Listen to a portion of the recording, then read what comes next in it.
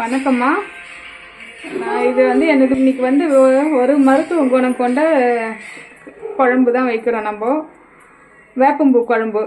இது ரொம்ப நல்லதுமா, உடம்புக்கு பித்தத்துக்கு ரொம்ப நல்லது. நல்லா பசி எடுக்கும். நல்லா பொருள்மா.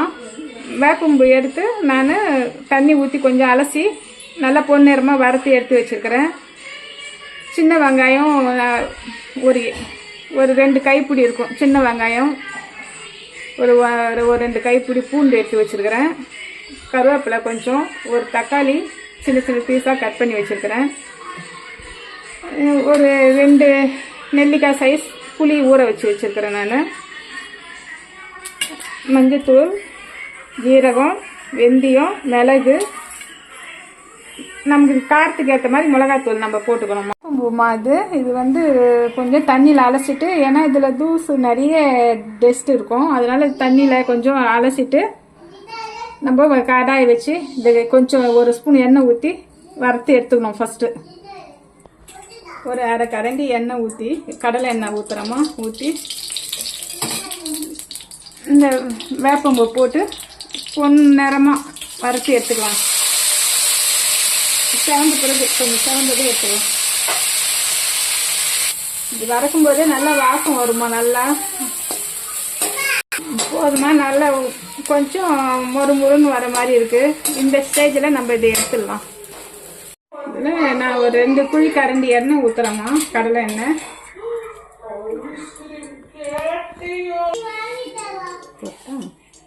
ஒரு ஸ்பூன் கடுகு பொரியட்டும். கடுகு 1 ஸ்பூன் போட்டுருப்பாங்க. வெந்தயம் ஒரு 1/2 ஸ்பூனு, மிளகு ஒரு 1/2 ஸ்பூன் போட்டுருக்குறேன், ஜீரகம் ஒரு 1/2 ஸ்பூன். இதெல்லாம் நல்லா பொரிஞ்சு வரட்டுமா. கடுகு வெந்தயம் எல்லாம் நல்லா பொரிஞ்சிச்சுமா. இப்போ சின்ன வெங்காயம் 2 கைப்பிடி இருக்கும். சின்ன வெங்காயம்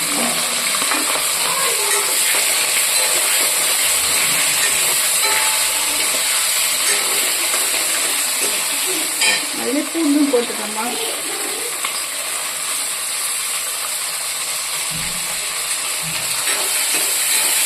நல்லா கொஞ்சம் கண்ணாடி பழத்தில் வரட்டும். தக்காளி இதில் ஆட் பண்ணிக்கிறோமா. கொஞ்சம் கருவேப்பிலை நல்லா கொஞ்சம் நல்லா கண்ணாடி பழத்துக்கு வரட்டும். கொஞ்சம் வதக்கி போதுமா. இந்த பழத்துக்கு போதும். இந்த புளி தண்ணி, அதில் நான் இந்த காரத்துக்கு ஏற்ற அளவுக்கு மிளகாத்தூள், உப்பு, மஞ்சத்தூள் போட்டு வச்சுருக்கிறேன். நான் இதை இப்போ இதில் ஆட் பண்ணிடுவாங்க.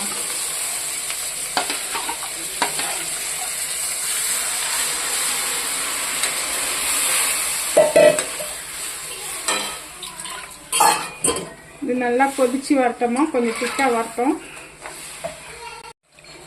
குழம்பு நல்லா சுண்டி வந்துச்சுமா. அந்த எண்ணெயை பிரிஞ்சு வந்துருக்கு பாருங்க. இப்போ இந்த வேப்பம்பூவை நம்ம கையிலே இப்படி இது பண்ணாக்கா கொஞ்சம் அப்படி நுணுக்கி போடணும். போட்டு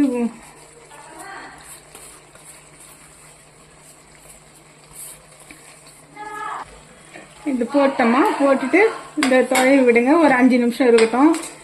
இந்த வேப்பம்பூ குழம்பு அவ்வளோ நல்லது உடம்புக்கு, பித்தத்துக்கு அவ்வளோ நல்லது. நல்லா பசி தூண்டி விடும், நல்லா உடம்புக்கே நல்லது. நீங்கள் இதை செய்து பாருங்கம்மா.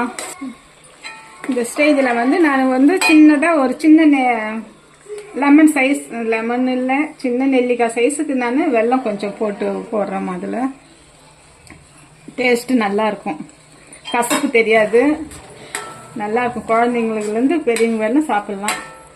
பாருங்கம்மா எவ்வளோ நல்லா, பார்க்கும்போதே எனக்கு எச்சும் ஊறுது பாருங்க.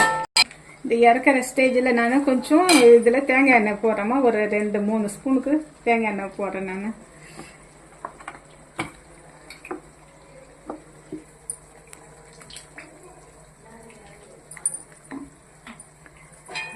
செம்மையாக இருக்குமா, நல்லா டேஸ்ட்டாக இருக்கும். எல்லாரும் விரும்பி சாப்பிடலாம். நான் இதில் இந்த கடாயிலேயே சாதம் போட்டு பிசைஞ்சு என் பசங்களுக்கெல்லாம் கொடுக்க போகிறேன். நீங்கள் வாங்க சாப்பிட்லாம் நம்ம வீட்டில்.